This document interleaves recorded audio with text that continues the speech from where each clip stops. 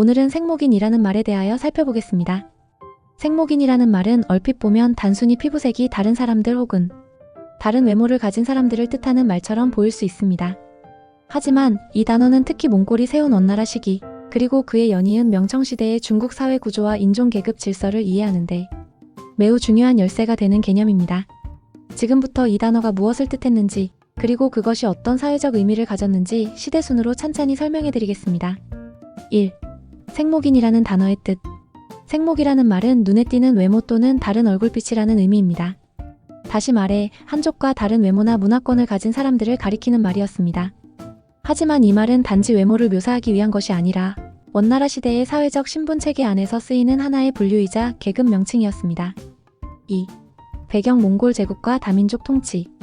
13세기 칭기즈칸의 후계자들이 세운 몽골 제국은 세계 역사상 가장 넓은 영토를 가진 제국 중 하나였습니다. 이 광대한 제국은 중앙아시아에서부터 유럽, 중동, 중국까지 다양한 민족과 종교, 언어를 아우르는 다민족 국가였습니다. 그런 만큼 몽골인들은 정복한 나라를 효율적으로 다스리기 위해 사람들을 민족과 출신지에 따라 일종의 신분 그룹으로 나눴습니다. 중국 대륙에 세운 원나라에서는 다음과 같은 4계급 체계를 만들어 통치했지요. 3. 원나라의 4계급 구조. 원나라는 몽골인, 한인, 남인으로 구분할 수 있는데 첫째 몽골인은 최상위 계급, 군사력과 정치 권력을 가진 지배층이었고 생목인은 중상위 계급, 주로 중앙아시아, 서아시아, 페르시아, 아라비아, 투르크 등지 출신의 무슬림 상인, 학자, 기술자, 외교관들이었고 한인은 북중국에 살던 거란족, 여진족, 금나라 출신 한족 등 비교적 낮은 지위였고 남인은 송나라 출신의 남중국 한족, 가장 낮은 계층입니다. 이 중 생목인은 몽골인 다음으로 높은 지위를 부여받았으며 행정, 회계, 세금 징수, 외교, 의료, 천문학 등 전문 기술과 학문 분야에서 큰 역할을 맡았습니다.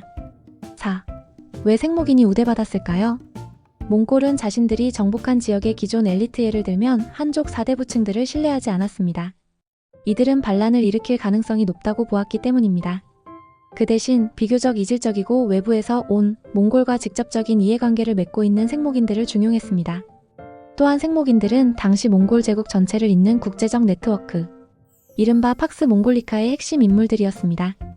이슬람 상인, 페르시아 세무관, 티베트 승려, 유대인 금융업자 등은 몽골의 글로벌 통치에 적합한 능력자들이었지요.